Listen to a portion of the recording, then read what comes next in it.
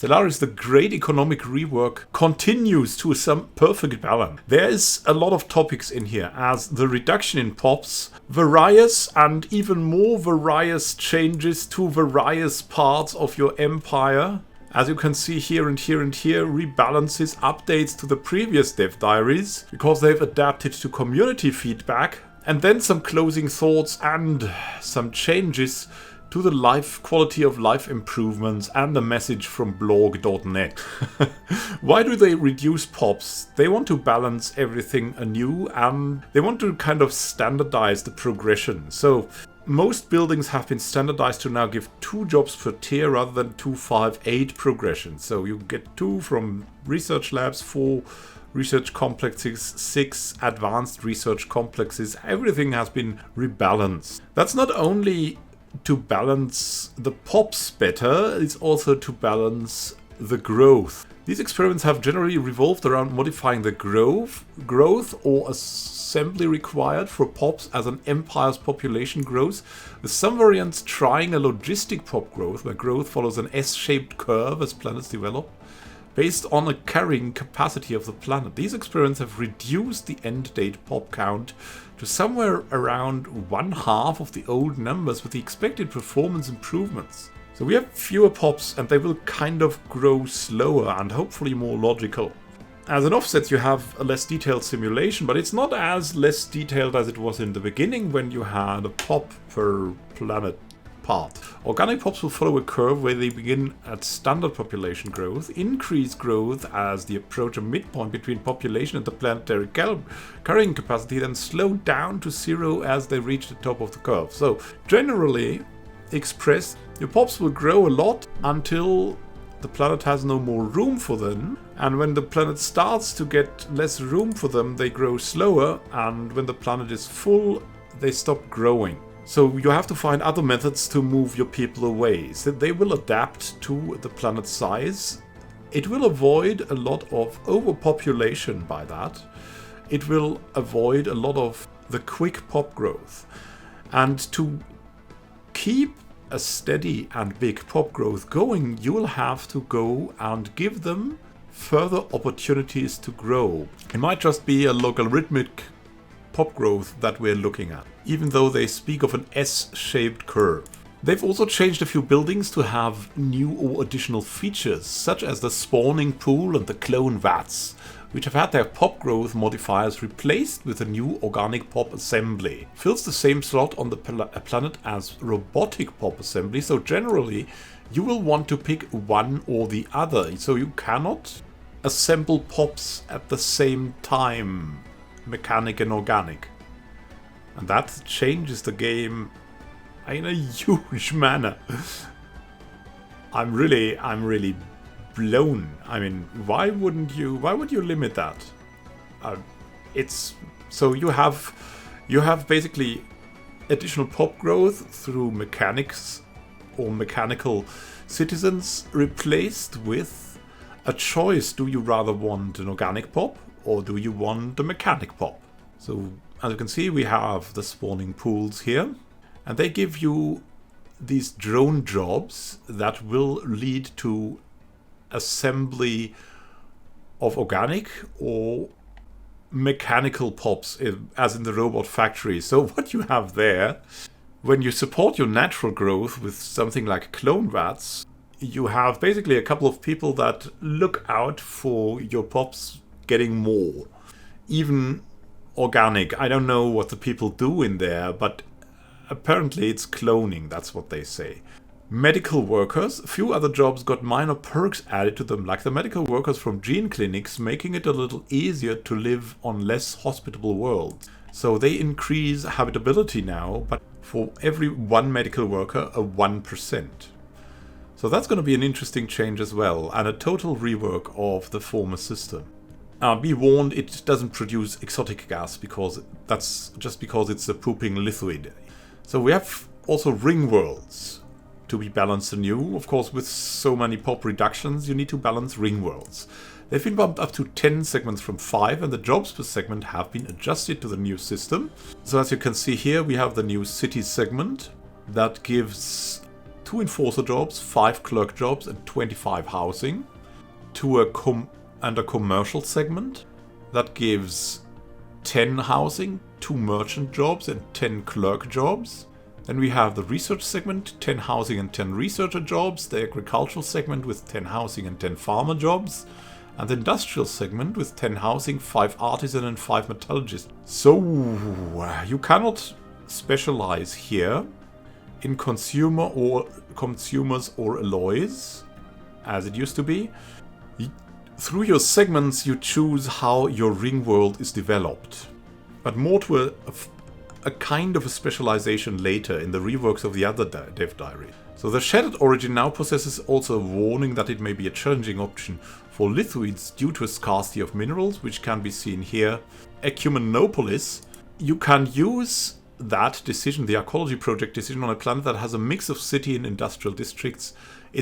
When it's roughly urban, you can do it. So you don't have to go for only city districts like it used to be with Ecumenopolis. And what do you have on the Ecumenopolis then under the new system? As you can see, you have the residential archaeology that has 21 housing, 6 clerk jobs, and trade value and amenities. Then you have the foundry, which gives you 6 metallurgist jobs, turning minerals into alloys only. So in the Ecumenopolis, you can specialize in the foundry archaeology or in the factory archaeology, which gives you 6 artisan jobs and producing the consumer goods from minerals, as it used to be. And also, of course, there's still the leisure archaeology that gives you a unity, amenities, and some society research. 4 entertainer jobs, 4 culture worker jobs, 10 housing.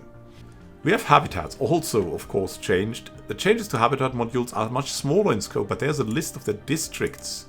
So we have new districts, the specialized districts and the normal districts. Like the habitation district still gives 8 housing. I think that's not much changed. Then we have the industrial district giving 3 housing, 1 artisan job, 1 metallurgist job. That's new. We have the research district, 3 housing, 3 researcher jobs. And we have the trade district giving 3 housing and 5 clerk jobs. And finally we have the leisure district with 2 entertainer jobs, 1 culture worker job, and 3 housing. So they give a mix of society research, unity, and amenities here. So also the habitats will become a little more complex due to the industrial districts that now become available. The specialized modules don't seem to be changed, but we'll see. When coming from habitats, you come also to the void dwellers, and of course they have gotten a bit of attention as well because of all the changes, and also an adaptation to some tradition trees that make more sense. So we have an expansion here. As usual, you get colony development speed plus 25%, but now finisher effect of the expansion thing. Adopting all expansion traditions will reduce the influence and alloy cost of building habitats by 20% in addition of the 1 ascension perks slot. And in domination, you have the adoption effect of habitat upkeep being reduced by 20%. And then, replacing the public works division, the modular superstructures. By implementing modular construction techniques, we can increase the zoning density of our habitats for 1 free building slot. For void dwellers with adaptability, to adapt is to survive, pop housing usage is reduced by 10%. So instead of habitability, you get pop housing usage reduced, and of course the orbital surveying decision that allows us to prospect for additional resources in orbit of our habitats. So you might get access there to some, if I read that right, specialized districts if you're lucky and get something from the orbital surveying. Many people requested the ability to fully specialize their foundry and factory worlds. Yes, that's also what I said. It is hard to specialize otherwise, and they've listened to that. It's not as crazy as in the Ecumenopolis, where you can specifically designate areas to only one or the other, but you have now the decision to make it a forge or an industrial world. Forge world focusing on alloy production as normal, and the industrial districts will then shift 1 job from consumer goods to alloy production if possible. And the industrial world with the artisans, will shift one job from alloy to consumer goods production. They've also upgraded the food processing center, mineral purification hub and energy nexus to provide an extra job to each of their associated resource production districts. Food processing center will also improve hydroponics farms. Minerals for miners get increased, energy credits from technicians get increased by 25%, and food from farmers by 25%, and you get 2 respective jobs. Miners, technicians, and farmers, and mining districts, generator districts, and agricultural districts, and hydroponics farms get improved. Also very important for the habitat. One of the suggestions made in the thread was to add a civic that increases unlocked building slots. It sounded like a great addition to functional architecture, and so functional architecture, that was always a kind of, yeah, if you have no other idea, but it's somehow meh. And now it's great because it gives 1 additional building slot. Functionality increased by a lot. Of course, the building slot is very, very valuable. Dev Diary 191 with a resettlement also had some adaptations to be made. So the updates to that is the resettlement and of course also the migration system. How it works now is all planets with free sapient unemployed POPs that are not locked down by migration controls will have a small chance to migrate. Why? They want to go to work, housing and higher habitability. Habitability of 40% or higher is required for people to have an incentive to move there. The chances increase. There are multiple unemployed POPs that meet the criteria. There's a kind of a pressure to move out because there's too much competition and nothing to do. The system now prefers to move higher strata POPs first, rulers, specialists and stuff before workers. And the system also functions for Gestalt empires. It will not relocate non-sapient robots or slaves. These you will have to move yourself. It will generally prefer to move POPs to the planets with the most free jobs. So if you pre-build massively somewhere, then the system will try to send stuff there. So you should only pre-build in the new system where you want people to go to, because that's where they seek their opportunities. It's very logical, I like it. It has something to it. Then we have the new transit hub. We've seen that already in the previous dev diaries. That now increases this automatic settlement chance by 100%. So it doubles it. It doesn't use the old thing. It doubles the automatic resettlement chance that we already have. And then there's greater than ourselves. That is pretty great. I'm currently just trying it out live on the Grand Admiral thing that makes POPs move like wild to avoid unemployment between the planets. It will massively increase the chance when the edict is active with a 200% bonus. So if you have the transit hub and the greater than ourselves edict, it will be quadrupled. So people will move like there's no other. And there's also other things that support this. Minor update to the authority bonuses that seemed a little bit weak. For democratic, people move more. Automatic resettlement chance is 50% more, so people have to chase their dreams there, or can chase their dreams.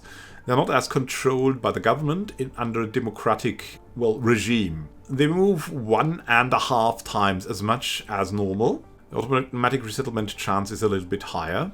I think they could move that up to 100%, but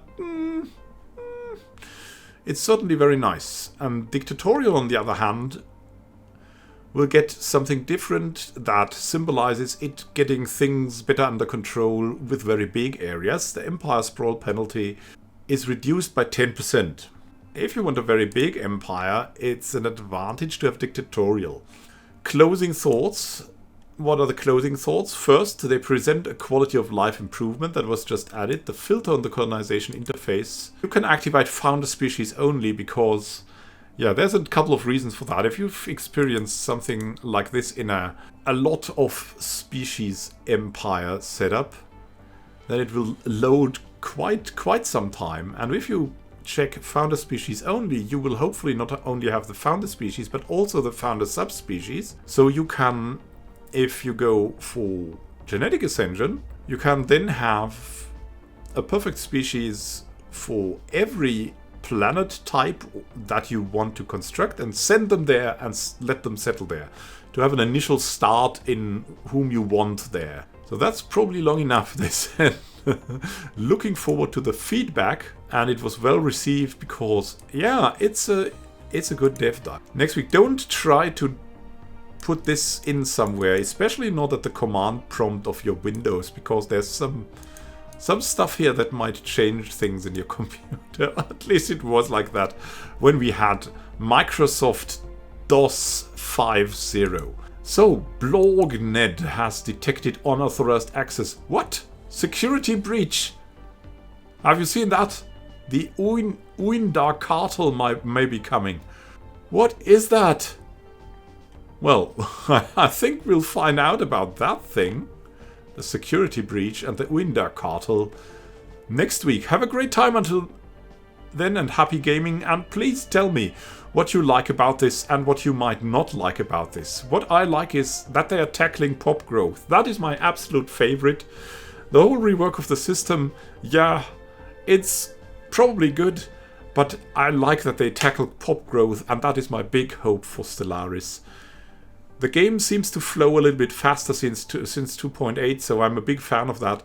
And when pop growth gets repaired, that it also makes sense. It will not only increase performance, but it will also increase enjoyment. And so we're looking forward to that. Have a great time until next time, and happy gaming. This is Immanuel Can signing out. See you soon, and happy gaming.